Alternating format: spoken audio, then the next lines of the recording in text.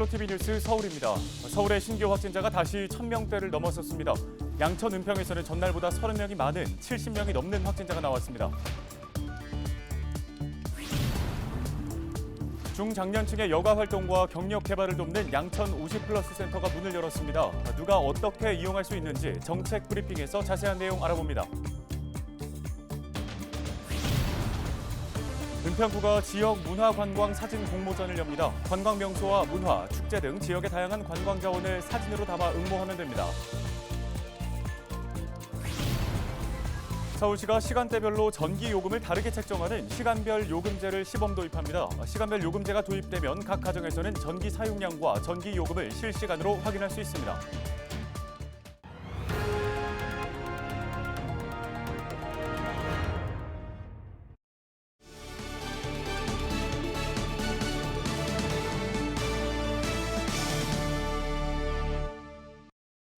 여러분 안녕하십니까? 헬로티비 뉴스입니다. 네, 목이 탈 때 찾게 되는 탄산음료 너무 벌컥벌컥 마시면 안 되겠습니다. 20대 중국 남성이 콜라 1.5리터를 10분 만에 마셨다가 장기에 가스가 가득 찬 채 숨지는 사건이 있었습니다. 네, 이 청년은 콜라를 통째로 마신 뒤에 6시간이 지나 배가 부풀어 오르고 아파서 병원에 갔는데요. 장과 간 사이에 혈관에 가스가 찬 게 발견됐고 결국 간이 손상돼 치료 18시간 만에 사망했습니다. 네, 중국의 의료진들은 급하게 콜라를 마시는 바람에 가스가 장기에 쌓인 걸 사망 원인으로 분석했는데요. 영국의 전문가들은 콜라 때문이 아닌 박테리아 감염에 의한 사망일 가능성이 크다고 분석했다고 합니다. 네, 정확한 원인 규명이 필요하겠지만 어찌됐든 탄산음료 좋아하시는 분들 각별히 조심하셔야겠습니다. 네, 헬로티비 뉴스 지금 시작합니다. 첫 소식입니다. 시장, 직장 등 일상생활 공간 곳곳에서 확진자 발생이 이어지고 있습니다. 정부는 단계적 일상 회복 방안으로 백신 패스 도입을 검토 중이라고 밝혔습니다. 코로나19 소식 손성혜 기자가 정리했습니다. 28일 하루 동안 서울에서 발생한 신규 확진자는 1,054명입니다. 하루 확진자가 1,000명대로 나온 건 지난 24일 1,200명대를 기록한 이후 나흘 만입니다. 지역 확진자도 전날 대비 배 가까이 증가했습니다. 양천에선 27명, 은평에선 47명이 추가됐습니다. 시장을 중심으로 한 집단 감염 여파는 한 달 가까이 이어지고 있습니다. 송파구와 중구에 있는 전통시장 두 곳에서 발생한 집단 감염으로 지금까지 900명이 넘는 사람이 감염됐습니다. 지난 23일 첫 확진자가 나온 마포구 음식점 관련 확진자는 57명으로 늘었습니다. 해당 시설은 지하에 위치하고 있어 자연 환기가 어려웠고 밀폐된 환경에서 방문자들의 거리 두기가 어려웠으며 일부 확진자는 마스크 착용이 미흡하여 전파된 것으로 보고 방역당국은 최근 모임이나 행사가 활발해지면서 확진자가 증가하고 있고 특히 현재 유행은 백신 접종 미완료자가 주도하는 상황이라고 설명했습니다. 당국은 단계적 일상 회복 방안에선 백신 접종률을 높여 감염 확산을 차단하는 것이 중요하다고 강조했습니다. 단계적 일상 회복 방안에서는 총 확진자의 규모 그리고 전체적인 유행의 규모보다 더 중요한 것은 접종을 받지 않으신 분들이 최대한 전파가 안 되도록 보호하고 또한 예방 접종률을 최대한 올리는 것이 가장 중요한 조치라고 판단하고 있습니다. 10월 거리두기 단계 조정안은 이번 주 금요일 발표됩니다. 헬로티비 뉴스 손성혜입니다. 은평구가 다음 달 29일까지 은평 문화관광 플랫폼 사진 공모전을 엽니다.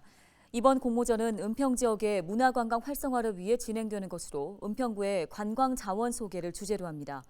참여를 원하는 주민은 은평구 관광 명소와 문화, 축제, 자연의 아름다움을 표현한 사진을 촬영하고 은평구 홈페이지를 참고해서 응모하면 되는데요. 최우 수상 1명은 100만 원, 우수상 2명은 각각 50만 원을 상금으로 받습니다.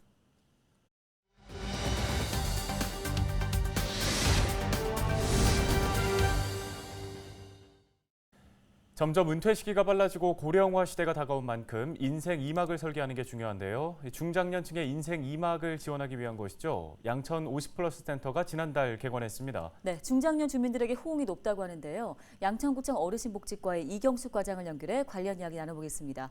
과장님 안녕하십니까? 네, 안녕하세요. 양천구청 어르신복지과장 이경수입니다. 예. 자, 양천 50플러스 센터가 지난달에 문을 열었는데 중장년층을 위해 구체적으로 어떤 사업들을 펼치고 계신지 소개 부탁드립니다. 네. 우리구 양천 50플러스 센터가 지난달 8월 4일에 기관을 했습니다.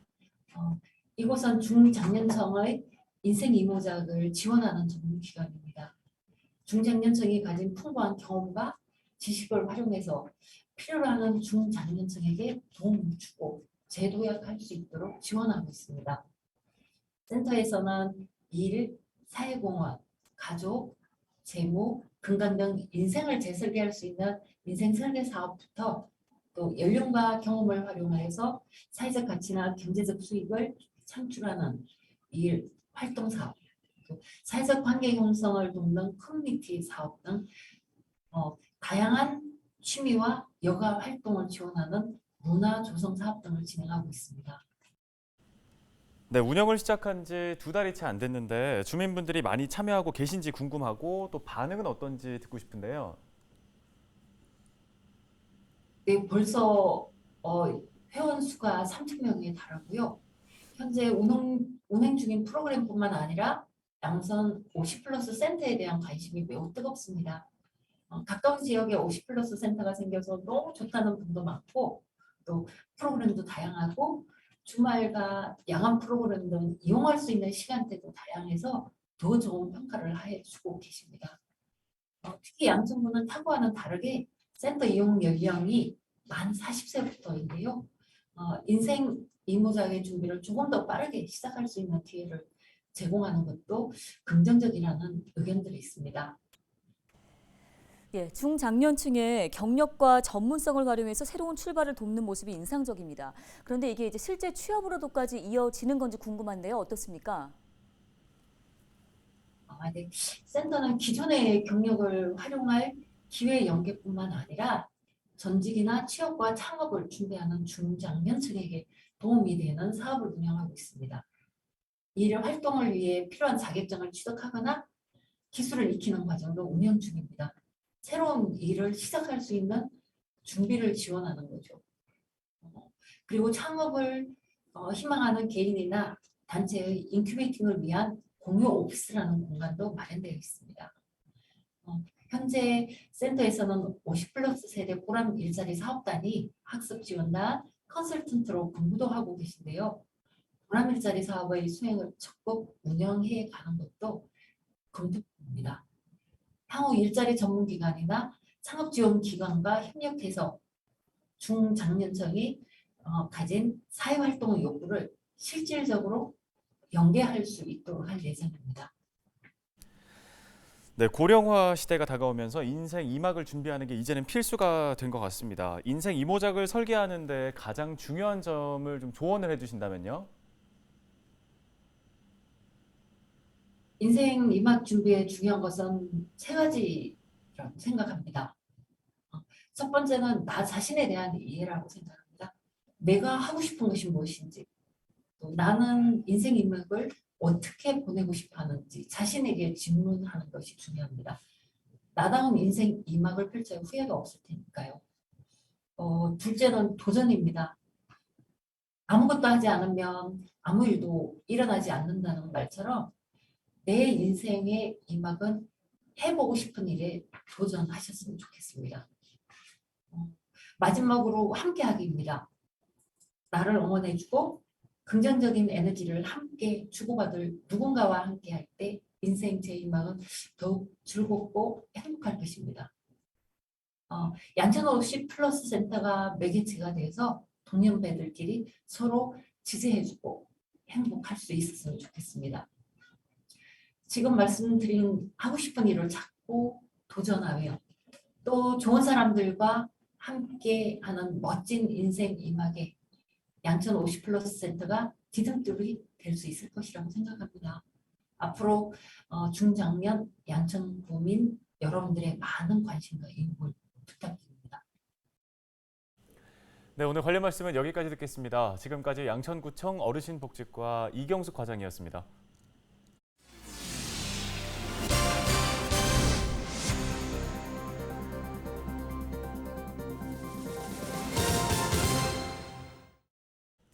다음 소식입니다. 서울시가 시간대별로 전기요금을 다르게 책정하는 시간별 요금제를 시범적으로 도입합니다.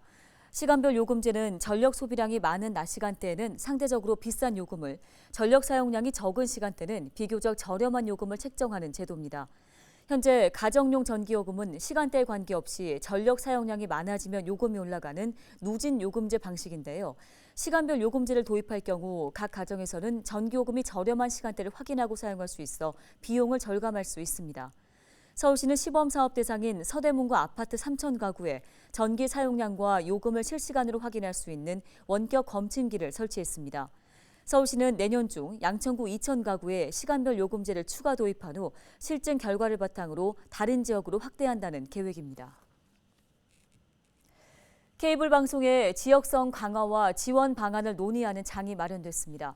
한국언론학회는 28일 오후 서울 프레스센터에서 지역 케이블 채널의 지원과 역할 강화 세미나를 개최했습니다. 세미나는 케이블 TV가 지역 내에서 사회적 역할과 책임을 강화할 수 있는 실현 방안을 논의하는 자리였는데요. 세미나의 사회는 조성겸 충남대 교수가, 발제는 남인용 부경대 교수가 맡았고 김경환 상지대 교수와 송종현 선문대 교수 등 지역 케이블 방송 연구 전문가들이 토론자로 참여했습니다. 이들은 케이블 TV가 지역 미디어 역할을 강화할 수 있는 다양한 지원 방안에 대해 의견을 나누었습니다.